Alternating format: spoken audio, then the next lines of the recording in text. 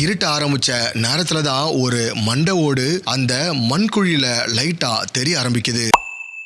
வழக்கம் போல இதுவும் ஒரு சாதாரண வழக்கா தான் இருக்கும்னு அவங்கள வெல்கம் பண்ணி அந்த சோஃபால உட்கார வைக்கிறாங்க. இந்த கேஸ பத்தி கேட்க ஆரம்பிச்ச நிர்மலா பெரியசாமிக்கு அப்ப தெரியல, ரொம்ப கேஷுவலா சோஃபால உட்கார்ந்துட்டு இருந்த சதீஷ்குமாரோட காதலி சொல்ல போற அந்த விஷயம் தான் இந்த ஷோவை ஃபர்தரா ப்ரொசீட் பண்ணலாமா வேணாமான்னு அத லைவ் ஷூட் பண்ணிட்டு இருந்த அந்த ஷோவோட director, cameraman, anchor and production மேனேஜர்னு ஒட்டுமொத்த டீமும் ஆடி போய் யோசிக்க ஆரம்பிக்கிறாங்க. பிகாஸ் அங்க கூடியிருந்த எல்லாருக்கும் மண்டையில ஓடிட்டு இருந்தது, ஒருவேளை இந்த எபிசோட் பிராட்காஸ்ட் ஆனா அதுக்கப்புறம் வரக்கூடிய கான்சிக்வன்சஸ் அண்ட் அன்வான்டட் क्वेश्चंसக்கு எப்படி பதில் சொல்ல போறோம் அப்படிங்கிற மாதிரி அவங்களுக்குள்ள ஓட ஆரம்பிச்சிருக்கு. பட் இருந்தாலும் நம்பி வந்தவங்களை கைவிடக்கூடாதுன்னு அந்த ஷோவோட ப்ரொடியூசர் அண்ட் டைரக்டர் தொடர்ந்து அந்த ஷோவை ஷூட் பண்றாங்க. அந்த சொல்வதெல்லாம் உண்மை படப்பிடிப்பு குழு நினைச்ச மாதிரியே இந்த எபிசோட் டெலிகாஸ்ட் ஆன அடுத்த நாளே பட்டி தொட்டி ஃபுல்லா இந்த ஷோவை பத்தி பேசாத ஆளே கிடையாது. அந்த ப்ரோக்ராம் குரூவை கான்டாக்ட் பண்ண போலீஸ் டீம் அந்த பொண்ணை விசாரணைக்காக கூட்டிட்டு போறாங்க. பார்கவி தொடர்ந்து, நாங்க போனா உயிரோட இருக்க மாட்டேன், எங்க அப்பா என்ன கொன்னுடுவாரு, அவர் ஆல்ரெடி ஒரு லவ்வர்ஸை கொலை பண்ணி அவங்கள எங்க வீட்டுக்கு முன்னாடியே புதைச்சிருக்காருன்னு சொல்ல ஆரம்பிச்சாங்க.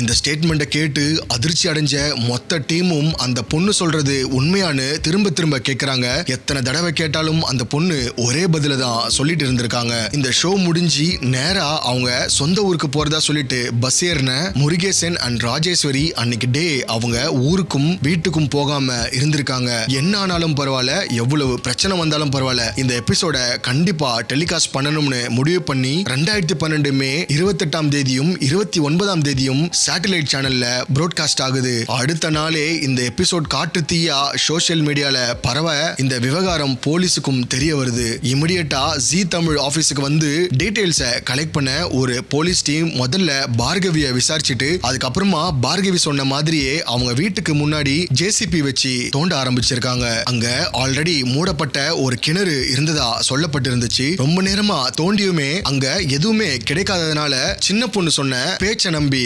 ஏமாந்துட்டோமேனு போலீஸும் சொல்வதெல்லாம் உண்மை டீமும் கொஞ்சம் கொஞ்சமா நினைக்க ஆரம்பிக்கிறாங்க. கொஞ்ச நேரத்துல இருட்ட ஆரம்பிச்ச நேரத்துல தான் ஒரு மண்டை ஓடு அந்த மண்குழியில லைட்டா தெரிய ஆரம்பிக்குது.